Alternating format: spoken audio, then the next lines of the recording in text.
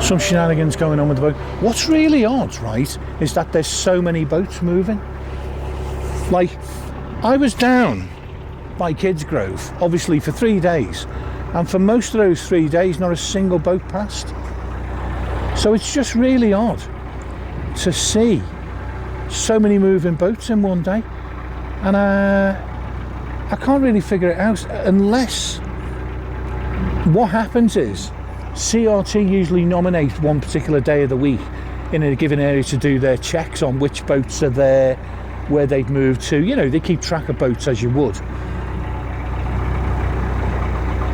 If tomorrow's moving day, that might be why all the boats are moving.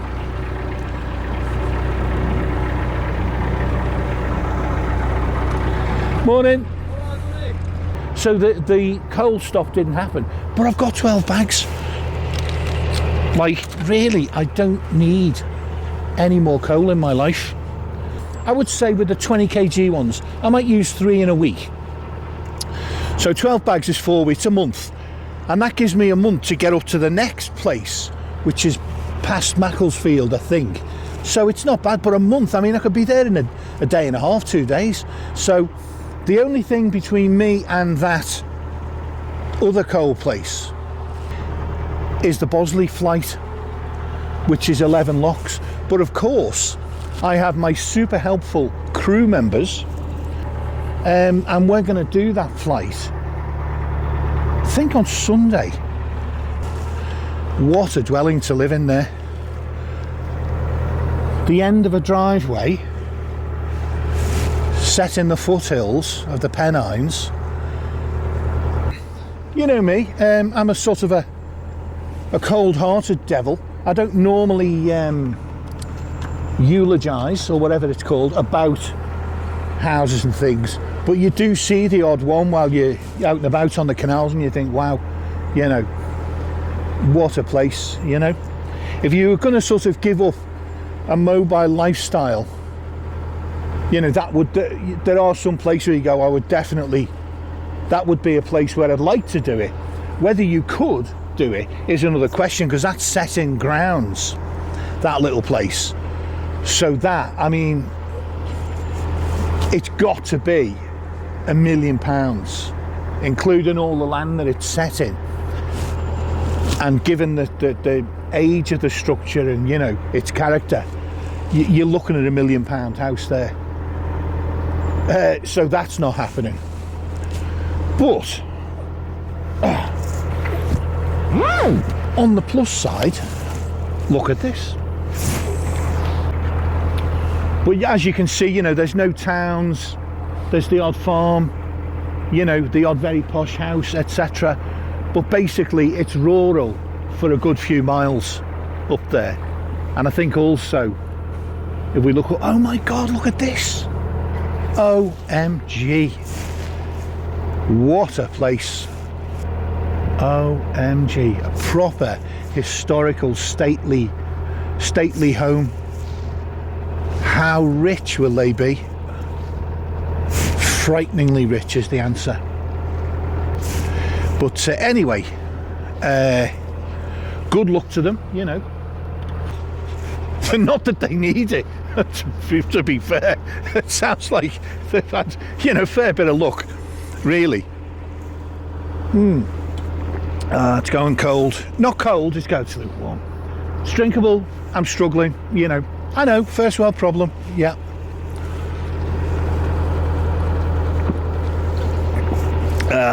I'm giving up on that. Enough is enough. It's approaching lukewarm. That was an inconsequential first world problem.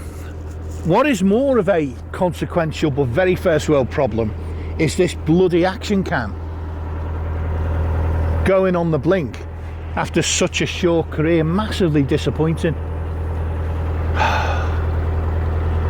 They're really expensive as well, but they're great to have, you know, to show things close up as you see them yourself, and when you need both hands and you can't hold a phone, yeah, it's invaluable.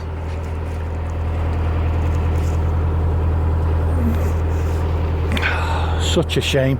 I'll worry about that later. It might cure itself, you never know. So there's a beautiful canal side mooring here. And what a nice name for a boat as well, Samantha. Lovely name. Got his own little shed, his own little bit of land beside the thing. And to be honest, what a nice neck of the woods if you were going to take a permanent mooring. I mean, where nicer? Please slow down. Well, I can't go much slower, in truth. And I got to put that camera down and concentrate on this bridge. Otherwise, I will have issues. And there's more of these online moorings on the off side. There's the towpath side. I'm just going to give a few more revs as well.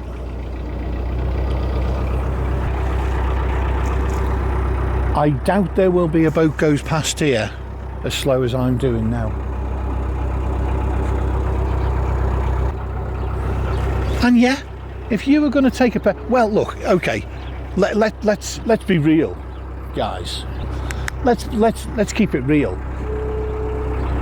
There's no I mean, there's nothing shops.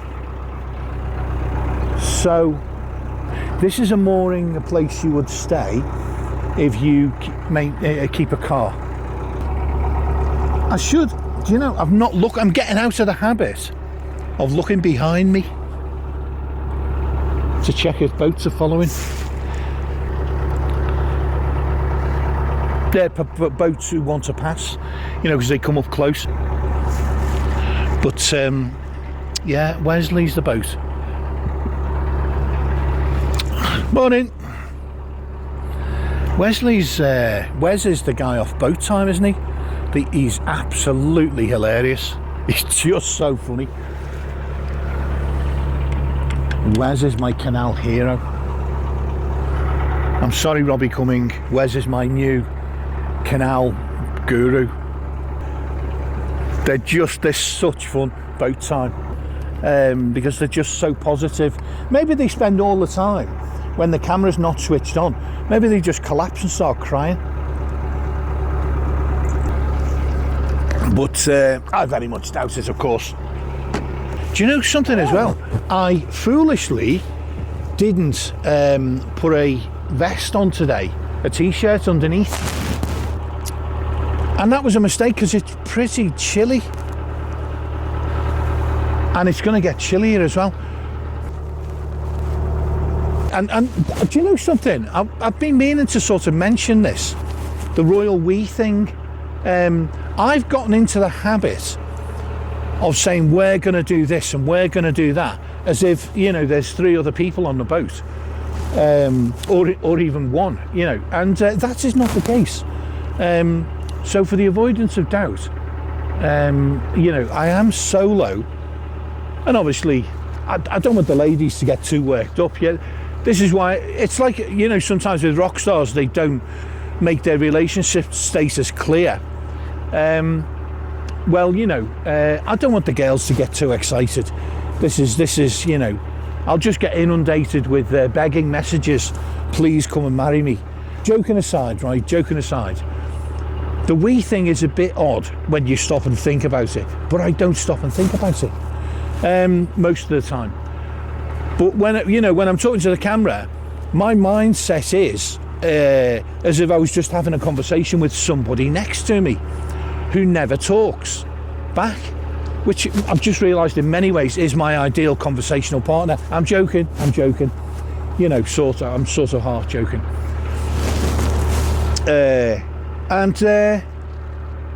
But anyway, so the we, and I almost get into that mindset of imagining there's a person there. Now, I've joked in the past about having my imaginary shipmate called Wilson, who's made of a ball with the face painted on it, you know, as per the old the film Castaway. Where was I? Anyway, so yeah, I just do this thing of we're going to go there and we'll moor and we'll do this, and I think I say it from a psychological mindset of, you know, you're sort of beside me, which in a way, you know, you are sharing the voyage. If you're watching a video, you are sharing the voyage with me in a visual way anyway. And I hope I can give you a feeling of what it's really like. Like, it's bloody cold. Well, it's not that cold. It's pretty cold. It's very crisp with a rrr. That's how it feels. The patches of frost on the grass, where the sun hasn't reached them, they're still icy and frosty.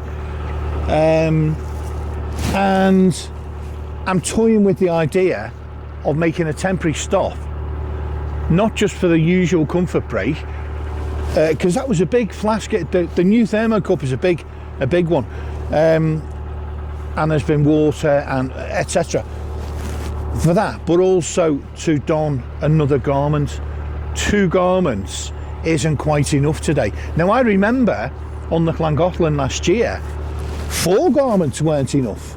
There was a t-shirt, 2 woolen shirts, and the fleece, and that wasn't enough. I mean, bloody hell, that was cold though. So I don't know what this is. This little place, it'll have a name. Obviously it'll have a name. I mean, Mr. State the obvious, as usual.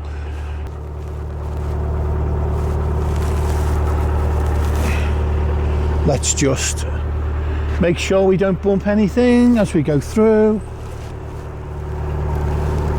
Looking good. I should never say that. I should never. It's always when I say a phrase like that I encounter problems. When I start getting cocky. My hands are getting cold, so I feel like the heated gloves may have to be deployed. So let's get them on. Okay. And let's look for a place where I can stop for a few minutes. There's Armco here. Now, I've learned from bitter experience, if I don't take my chance. Anyway, I need to shut up, get this boat parked, sort myself out.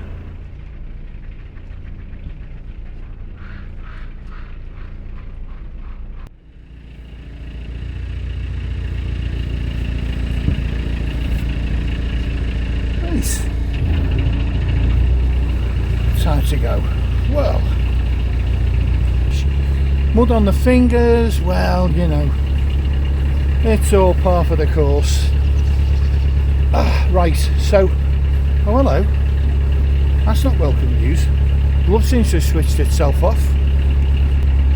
This one is nice and warm. My hands have gotten really cold off of the road. It's flashing. How could that be flat? One on, one off. So not the end of the world. Thankfully it's not one of those -9 days. It's pretty damn cold though. I mean, look. And we're at that stage. I think I set off at 10. I feel like I've been going a couple of hours. So anyway, I'll find out. It says it told me we were doing 3.5 miles an hour, and then a millisecond later 2.1, 2.5, I don't know. It kind of matches my boating standards really. Highly unreliable, highly imprecise, and generally rubbish. Because we're approaching a bridge hole. You get into that whole thing when you're approaching a bridge hole and there's a boat approaching the other side. Who's going to get there first? And you've got to try and judge, and if you think you're going to make it, you sort of press on and you hope that they give way. Some people don't. Some people are quite cheeky, especially the ones who speed around. It may be that their estimation of time and distance is a bit faulty, or it may be that they just don't give a shit.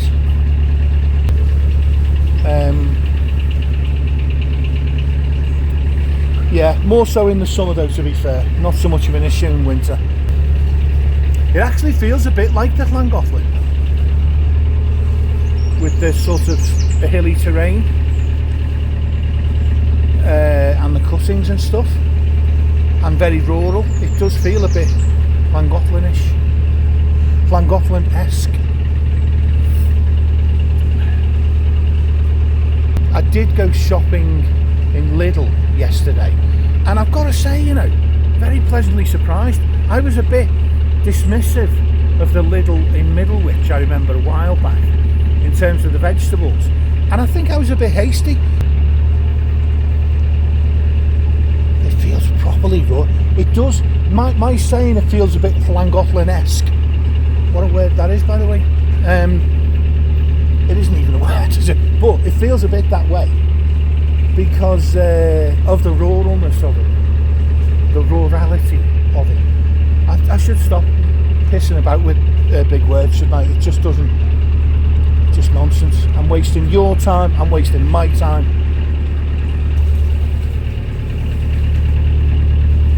It's a nice neck of the woods, you know, considering how overpopulated this island is, generally speaking. It's very nice that you can come to places and cruise through places like this where there's clearly no bugger around for a good mile or two up there. I can't even see a farm, actually. I'm sure there will be one. There's always a farm tucked away somewhere. Sneaky little buggers. Beautiful. Really, really nice. And it pains me to say, really, but the setting sun behind, already it feels like the sun's setting, and it's only, what is it? Well, it's just after 1 now, isn't it?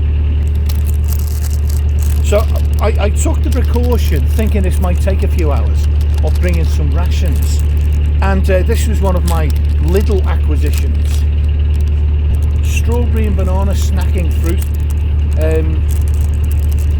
So let's not wait. It doesn't look like any strawberry I've ever seen, really. I don't know if the camera picks this up.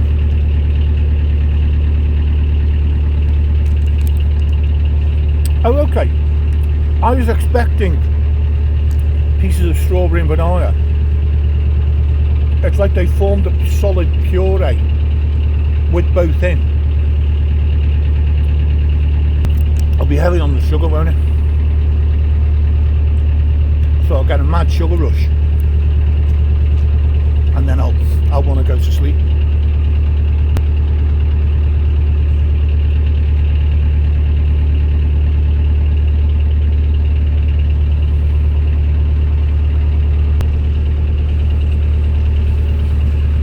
Now this is a really posh area, this. It's very rural, but the people who can afford to live here in these huge houses, or the, you know, on the mini estates and things, they're going to have some serious money. You know, proper serious money. Well, not proper, like a film star, but you know what I mean. Semi-serious money. No, it is serious money. Anyway, what am I even...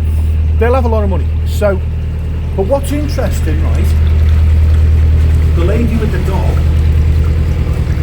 who passed me earlier on when I was mooring up to go for a comfort break and get the vest on, which, you know, got it.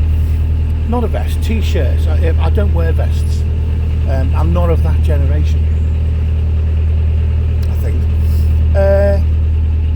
Yeah, she passed by. She walked off. There wasn't really a chance to say hello, but she's just passed me on her way back with her dog, and I didn't feel any great, you know, eagerness to give a greeting. You know, each to their own, but contrast that in this hyper posh location with some houses worth millions in many cases, you know, and big posh cars. I mean, it's spread out, but they're there. Contrast all that with Kidsgrove, which is much more sort of urban, on the edge of an urban thing, where everybody said hello. The sort of ordinary people said hello. I feel as if the sort of rich people are not keen to say hello. And you know, listen, I can understand why, but it's interesting to note the difference. Now that was only one, so I've developed a big sort of 20-minute lecture about how horrible the rural people are based on one woman with a dog. So I'm being fair.